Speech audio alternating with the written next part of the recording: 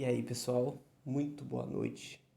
Estou aqui nesse vídeo hoje para esclarecer algumas coisas. Acho que bastante gente não sabe, mas recentemente eu me desliguei da membresia da CCB, certo? E eu vou dar alguns pontos aqui, vou expor alguns pontos aqui que fundamentam essa minha decisão, certo? E espero que vocês compreendam, afinal, não fiz né, nem por mim mesmo, mas eu não fiz para agradar ninguém isso, nem a mim mesmo, né? Mas pelo cuidado que eu tenho com a minha alma e com a minha vida espiritual e a minha vida com Jesus Cristo, certo? Minha vida com Deus. E no decorrer do vídeo vocês vão entender basicamente por que eu tomei essa decisão. E eu não vou esclarecer só com as minhas palavras.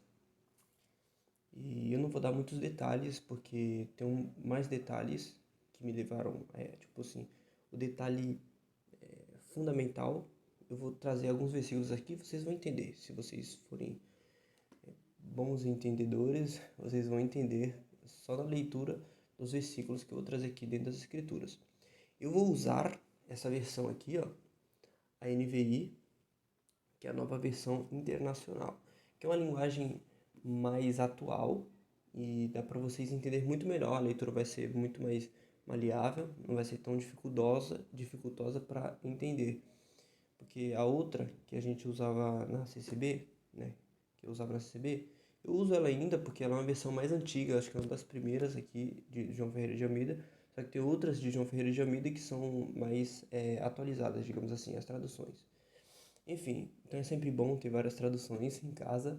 Inclusive tem aplicativos aí, se vocês quiserem dicas aí, depois desse vídeo aí, a gente conversa, tá bom? É um prazer enorme quando a gente se desdobra, conhece pessoas que têm interesse em conhecer a palavra de Deus.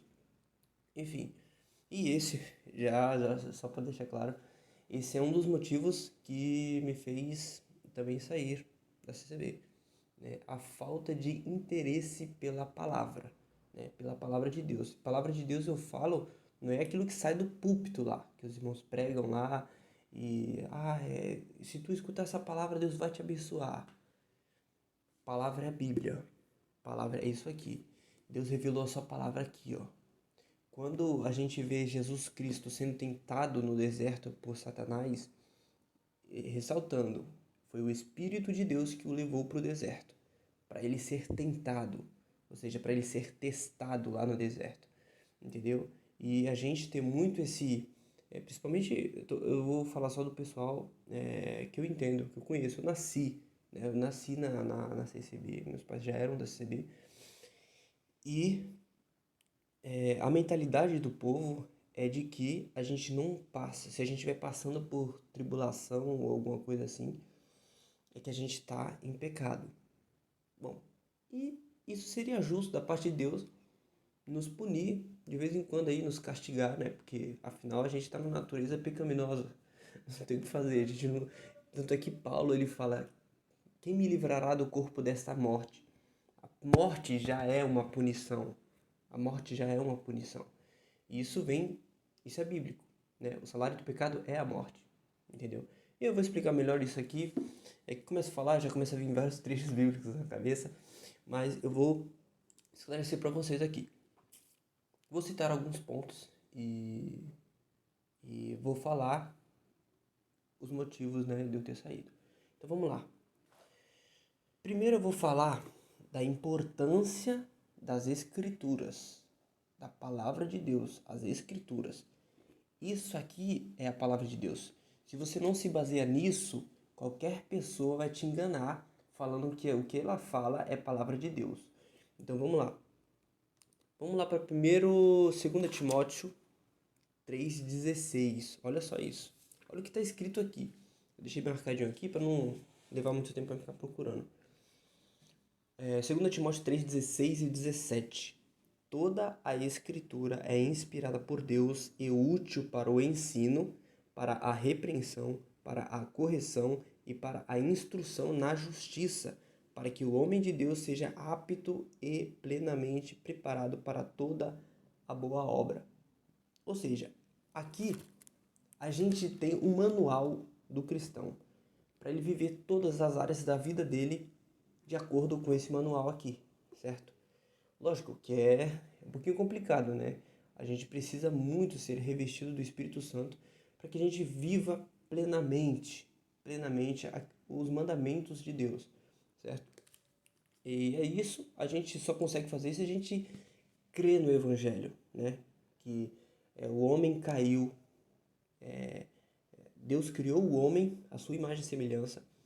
Em seguida, o homem tomou uma atitude porque ele tinha a autodeterminação. Hoje, depois da queda, ninguém mais tem autodeterminação, certo?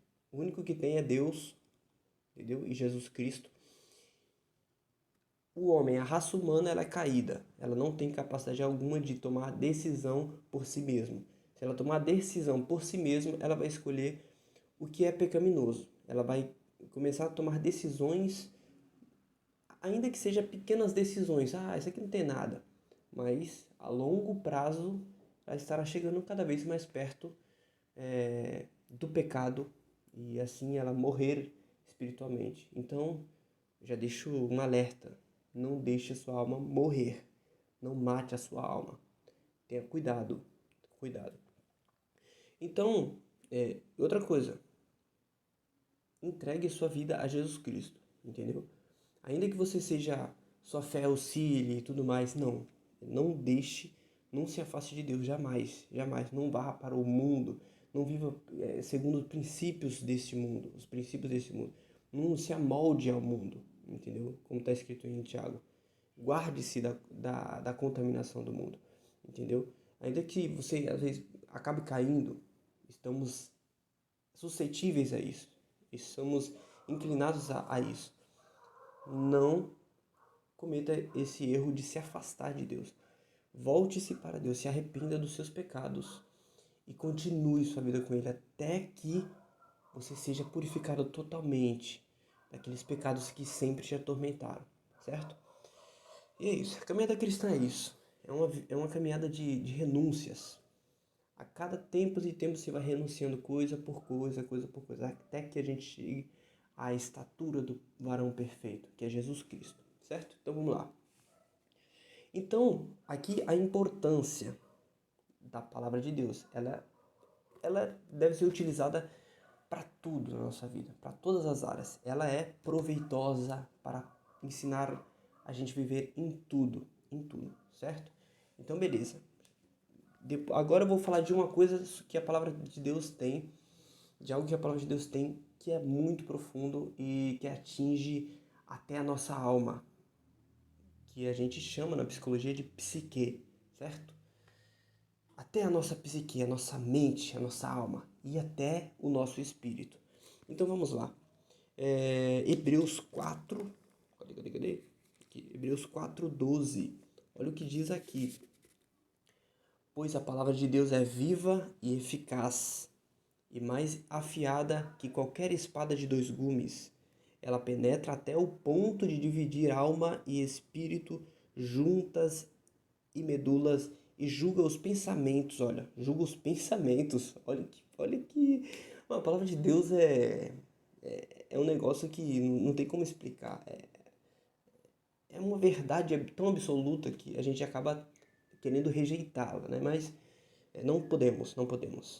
Para o bem da nossa alma, isso aqui é um antídoto, certo? E julga os pensamentos e intenções do coração. Nada em toda a criação está oculto aos olhos de Deus. Tudo está descoberto e exposto diante dos olhos daquele a quem havemos de prestar contas. Olha só, a palavra de Deus, ela traz essa noção. A palavra de Deus, ela nos confronta de uma maneira que a gente começa a olhar para nós mesmos e olhar, meu Deus, eu estou em pecado, eu preciso melhorar nisso, eu preciso abandonar tal atitude, tais pensamentos, tais sentimentos, tais ânsias, né? É uma luta constante. Isso é a vida do cristão, que tem o Espírito Santo. É uma luta constante contra a carne. É o Espírito lutando contra a carne. Isso é um cristão vivendo, certo?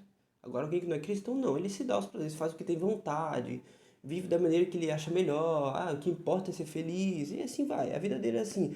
Deixa a vida me levar, vida leva eu. É basicamente isso. Né? Uma referência aí, uma música muito conhecida aí. Mas eu só lembro dessa frase, não lembro mais nada dessa música. Porque é bem interessante essa vida e define muito o pensamento popular, né, da geração. Mas enfim, então, ok, vamos seguir. Acho que, porque já tá um pouquinho longo, eu vou até dar umas. Vou até ver aqui se dá pra postar tudo. Mas eu vou seguir. Qualquer coisa eu passo, eu coloco em duas partes lá, corto e coloco em duas partes. Vamos lá então, vamos seguir. Falta pouca coisa aqui. Hebreus 4:2 já falei. Ok, então a importância da palavra tá aí, é a base para tudo. E relacionado ao momento onde a gente vai cultuar a Deus, onde a gente vai se reunir com os irmãos e vai acontecer ali profecias que, se vocês quiserem, eu explico para vocês o entendimento que Deus me deu aqui, segundo as Escrituras, sobre o que é a profecia, de acordo com o que Paulo ele expõe aos Coríntios, né? O que é a profecia, sobre o dom de línguas, a profecia. E é bem interessante que foi um entendimento que eu falei, não acredito que é uma coisa dessa. Lógico que vai em contramão do que muitas pessoas falam por aí, que Deus vai fazer isso, Deus vai fazer aquilo, Deus vai fazer aquilo, isso é coisa material. Não tem nada a ver, entendeu? Mas vamos lá, eu não vou falar agora, deixa o mistério aí, se vocês quiserem saber mais, vocês me chamem, peçam, solicitem aí, e aí eu faço um vídeo explicando, ok? Então é isso, meus queridos. E outra, deixando aqui para vocês avisado que eu criei um perfil recentemente chamado @a Bíblia _somente, a Bíblia somente, certo? Vocês procurem lá, eu posto praticamente diariamente versículos, uma série de versículos com um tema específico para que vocês visualizem aquele assunto e vocês leiam a legenda e tenham alguma reflexão fundamentada nas Escrituras, certo? Sobre a condição do homem, o Evangelho, sobre a misericórdia de Deus, a justiça de Deus, né? Hoje eu fiz um estudo sobre a ira de Deus e eu vou postando diariamente. Sempre que me vem alguns insights, falei, não, esse trecho aqui eu tenho que postar, né? Que isso aqui vai, acredito que bastante gente que escutar isso aqui ou vai ser confrontada e vai ter aquilo como verdade e vai se arrepender, né? Ainda que não fale nada para mim, mas que para Deus ele se arrependa, se volte para Deus e viva uma vida, uma caminhada de santificação através do Espírito Santo. E é isso. O que importa é que a palavra de Deus chegue aos ouvidos, né? Porque como é que as pessoas vão ter fé se não há quem pregue? Quem prega o quê? A palavra de Cristo, que é o Evangelho. Então, eu estou fazendo esse papel, né? Afinal, Jesus mandou, ide e pregar o Evangelho a toda criatura. Quem crê será salvo, certo? Mas é isso. Então, vamos lá. E agora eu vou falar sobre dogmas, regras humanas, ensinamentos humanos, coisas que a gente cria para que as pessoas sigam e isso aí é a coisa mais importante. Aí entra a questão da salvação por obras. Por exemplo, na instituição, aqui eu me desliguei, é falar do seguinte, na verdade tem a noção seguinte, né? Não é explicitamente falado isso, mas se você cumprir os ensinamentos, e os ensinamentos a gente sabe que são as regras que a instituição criou pelos anciãos, né? Que é a liderança maior, né? Eu chamo de alta cúpula, né? E eles falam que eles se reúnem e sentem, eles falam, sentimos alegria e Deus confirmou a gente em oração e esses ensinamentos foram aprovados. Então, lá pelo Brás, né? E aí, todo ano tem ensinamentos novos. Ou seja, é uma pilha e mais pilha de ensinamentos, pontos de doutrina. E o que a Bíblia ensina a gente não aprende, certo? Então, esse é o meu ver, meu parecer, né? Se você não concorda, respeito que vocês não concordam, beleza. Mas eu estou expondo aqui o que eu aprendi a ver com as escrituras. Não é de mim mesmo, mas é através das escrituras. Depois que eu passei a ler incansavelmente as escrituras, meus olhos começaram a abrir. Eu comecei a ver o sistema religioso moderno.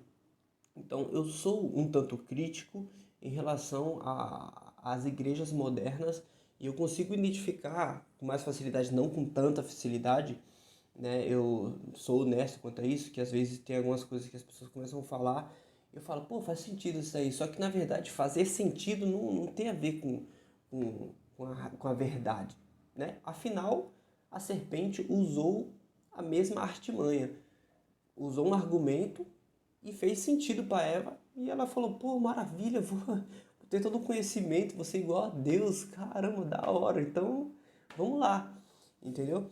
E, e aí aconteceu toda a tragédia, né?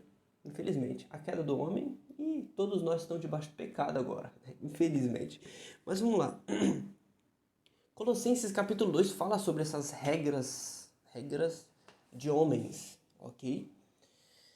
Eu acho que vou gravar outro vídeo. Ó, fiquem atentos, eu vou postar um próximo vídeo aí. Vou postar os dois em seguida, ok? Então, até o próximo vídeo. Essa é a primeira parte. Deus abençoe, até o próximo vídeo.